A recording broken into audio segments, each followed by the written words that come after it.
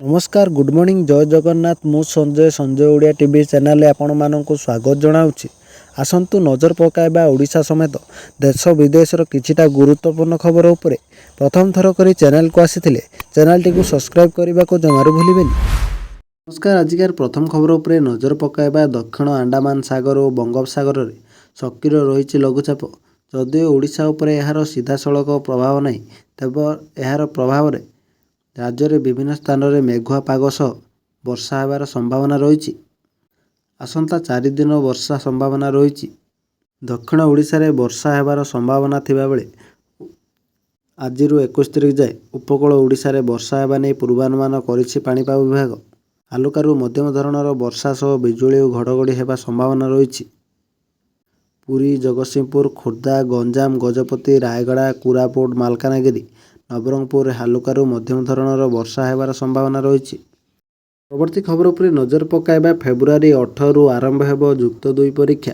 राज्यर 1268 परीक्षा केन्द्र में अनुष्ठित होब परीक्षा। 8टी उपकेन्द्र में परीक्षा अनुष्ठित होब एने सीएचएसई पक्षर विज्ञप्ति जारी होईछि। 485 उच्च माध्यमिक विद्यालय में मध्य जुक्त 2 परीक्षा अनुष्ठित होब। मार्च 27 जाए चलिब जुक्त 2 परीक्षा। पूर्वाह्न 10टारू परीक्षा आरंभ होई अपराह्न 1टारे शेष होब। एने उच्च माध्यमिक शिक्षा परिषद पक्षर विज्ञप्ति प्रकाश पाई।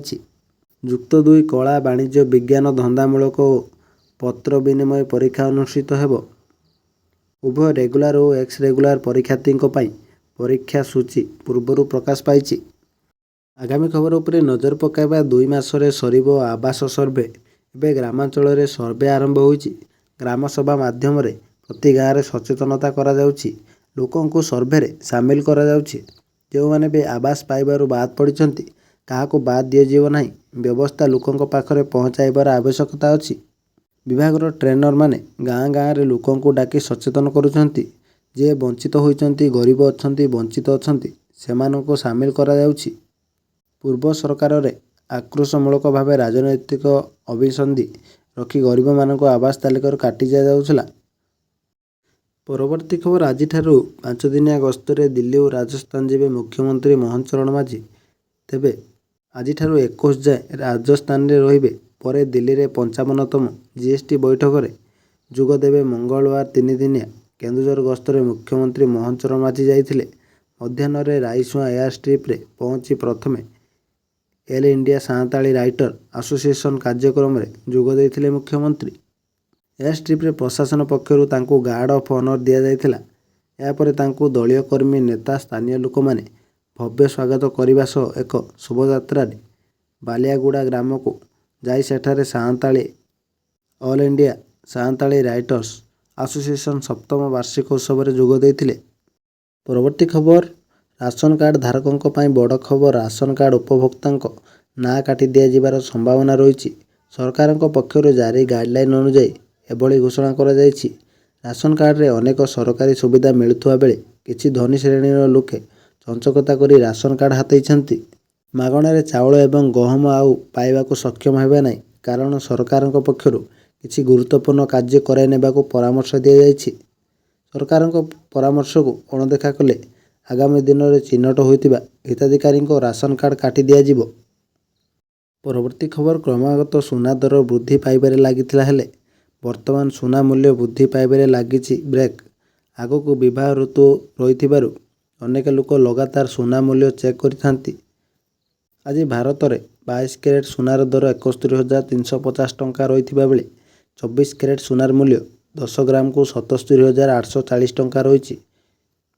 भुवनेश्वर में 22 कैरेट सुनार मूल्य 71,350 टंका एवं 24 कैरेट सुनार मूल्य 77,840 टंका रही। देशर राजधानी नुआदिल्ली में 22 कैरेट और 24 कैरेट सुनार दर क्रमागत भाव 71,500 टंका एवं 78,900 टंका रही। आगामी खबर महिला को सशक्त करने सरकार विभिन्न योजना उन्मुक्त करिसेंति। घरे घरे सुभद्रा योजना को पहुँचाइबा प्रचेष्टा पर लक्षवती दीदी सृष्टि नहीं उपमुख्यमंत्री सुदृढ़ोक्ति प्रकाश करिसेंति। ट्वीट करी उपमुख्यमंत्री लिखिसेंति ओडिशा रे 30 लाख लक्षवती दीदी हेबे। मिशन शक्ति विभाग रोड मैप प्रस्तुत करुछि। खूब शीघ्र ओडिशा नारी कैन्द्रिक विकास ଦେଖିବ ବୋଲି ଉପମୁଖ୍ୟମନ୍ତ୍ରୀ ଟ୍ୱିଟ୍ କରି ଦୃଢ଼ୋକ୍ତି ପ୍ରକାଶ କରିଛନ୍ତି। ଗତ ମିଶନ ଶକ୍ତି ବିଭାଗ ଦ୍ୱାରା ଆୟୋଜିତ ଏକ ସମୀକ୍ଷା ବୈଠକରେ ଉପମୁଖ୍ୟମନ୍ତ୍ରୀ ଯୋଗ ଦେଇଥିଲେ। ବିଭାଗର ସମସ୍ତ କାର୍ଯ୍ୟକୁ ସଠିକ୍ ଭାବରେ କାର୍ଯ୍ୟକାରୀ କରାଇବା ସହ ଲକ୍ଷପତି ଦିଦି ଯୋଜନାକୁ ସଫଳତାର ସହ ରାଜ୍ୟରେ କାର୍ଯ୍ୟକାରୀ କରିବା ଦିଗରେ ବିସ୍ତୃତ ଆଲୋଚନା ହୋଇଥିବା ଉପମୁଖ୍ୟମନ୍ତ୍ରୀ କହିଛନ୍ତି। ଆଗାମୀ ଖବର ଉପରେ ନଜର ପକାଇବା। ରାଜ୍ୟରେ ଖୁବ୍ ଶୀଘ୍ର ଲାଗୁ ହେବ ଆୟୁଷ୍ମାନ ଭାରତ ଯୋଜନା। ଏହି ଯୋଜନାର କାର୍ଯ୍ୟକାରିତା ନେଇ ଭୁବନେଶ୍ୱରରେ ପହଞ୍ଚିଛନ୍ତି କେନ୍ଦ୍ରୀୟ ଟିମ୍। ଯୋଜନାର ରୂପରେଖ ତିଆରି ଉପରେ ଟିମ୍ର ପ୍ରସ୍ତୁତି। ବହୁ ପ୍ରତୀକ୍ଷିତ ଆୟୁଷ୍ମାନ ଯୋଜନା ଲାଗୁ ହେବା ନେଇ ସୂଚନା ଦେଲେ ସ୍ୱାସ୍ଥ୍ୟ ସଚିବ।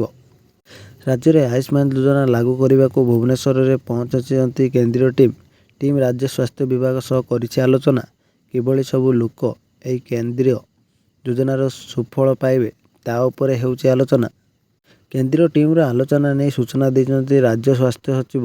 ଏଥିସହ ସଚିବ ଆଶା କରୁଛନ୍ତି କି ନୂଆ ଆର୍ଥିକ ବର୍ଷ ପୂର୍ବରୁ ଏହି ଯୋଜନା ଲାଗୁ ହେବା ନେଇ ଆଶାବାଦୀ ଥିବା କହିଛନ୍ତି ସଚିବ। ପରବର୍ତ୍ତୀ ଖବର ଉପରେ ନଜର ପକାଇବା। ଧାନ କିଣା ବିକାରେ ହେବ ନାହିଁ ତ୍ରୁଟି। ସ୍ୱଚ୍ଛତାର ସହ ଚାଷୀଙ୍କଠାରୁ ଧାନ କିଣାଯିବ ଓ ତୁରନ୍ତ ପ୍ରାପ୍ୟ ଦିଆଯିବ। ରାଜ୍ୟ ସରକାର ଧାନ କିଣାକୁ ସର୍ବାଧିକ ଗୁରୁତ୍ୱ ଦେଉଛନ୍ତି, କିନ୍ତୁ ଗ୍ରାଉଣ୍ଡରେ ସ୍ଥିତି କିଛି ଅଲଗା ହୋଇଛି। ବଲାଙ୍ଗୀର ଜିଲ୍ଲାରେ ମଣ୍ଡି ଖୋଲିବାର 3 ସପ୍ତାହ ବିତିଲାଣି ହେଲେ ଏବେ ବି ସୁରୁଖୁରୁରେ ଧାନ କିଣାବିକା ହୋଇପାରୁନାହିଁ। ମଣ୍ଡିରେ ଶହ ଶହ ଧାନ ବସ୍ତା ପଡ଼ି ରହିଛି। ନଭେମ୍ବର 25ରୁ ଖୋଲିଲାଣି ମଣ୍ଡି, ହେଲେ ଏଯାଏଁ ହୋଇପାରୁନି ଧାନ କିଣାବିକା। ବଲାଙ୍ଗୀର ଜିଲ୍ଲା ଅଧିକାଂଶ ମଣ୍ଡିରେ ଏଭଳି ସମସ୍ୟା ଦେଖିବାକୁ ମିଳିଛି। ପ୍ରଥମେ ଟୋକନ ସମସ୍ୟା, ପରେ ମିଲର୍ସ, ଆଉ ଏବେ ଏଫ୍ଏକ୍ୟୁ। ଧାନ ନେବାକୁ ମିଲର୍ସ ଅଡ଼ି ବସିଥିବାକୁ ସୃଷ୍ଟି ହୋଇଛି ଅଡ଼ୁଆ। ଆଜିକାର ଶେଷ ଖବର ଉପରେ ନଜର ପକାଇବା। ଆଜି ସାରା ବିଶ୍ୱ କର୍କଟ ଭଳି ଏକ ଗୁରୁତର ରୋଗରେ ପୀଡ଼ିତ। ଏଭଳି ପରିସ୍ଥିତିରେ ରୁଷ ଏକ ବଡ଼ ଦାବି କରିଛି, ଯାହା ସମଗ୍ର ବିଶ୍ୱ ପାଇଁ ଆଶ୍ୱସ୍ତିର ଖବର ଅଟେ।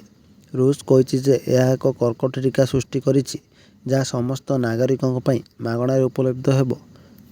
ସୋମବାର ଦିନ ରୁଷର ସ୍ୱାସ୍ଥ୍ୟ ମନ୍ତ୍ରଣାଳୟ ଘୋଷଣା କରିଛି ଯେ ସେମାନେ କର୍କଟ ବିରୋଧରେ ଏକ ଟୀକା ପ୍ରସ୍ତୁତ କରିଛନ୍ତି, ଯାହା 2025 ଆରମ୍ଭରୁ ରୁଷର କର୍କଟ ରୋଗୀଙ୍କୁ ମାଗଣାରେ ଦିଆଯିବ। ରୁଷର ରାଷ୍ଟ୍ରାୟତ୍ତ ନ୍ୟୁଜ୍ ଏଜେନ୍ସି ଟାସ୍ ଅନୁଯାୟୀ ରୁଷର ସ୍ୱାସ୍ଥ୍ୟ ମନ୍ତ୍ରଣାଳୟର ରେଡିଓଲୋଜି ମେଡିକାଲ ରିସର୍ଚ୍ଚ ସେଣ୍ଟରର ଜେନେରାଲ ଡାଇରେକ୍ଟର ଆଣ୍ଡ୍ରେ କ୍ରାପିନ୍ ରୁଷର ରେଡିଓ ଚ୍ୟାନେଲରେ ଏହି ଟୀକା ବିଷୟରେ ସୂଚନା ଦେଇଥିଲେ।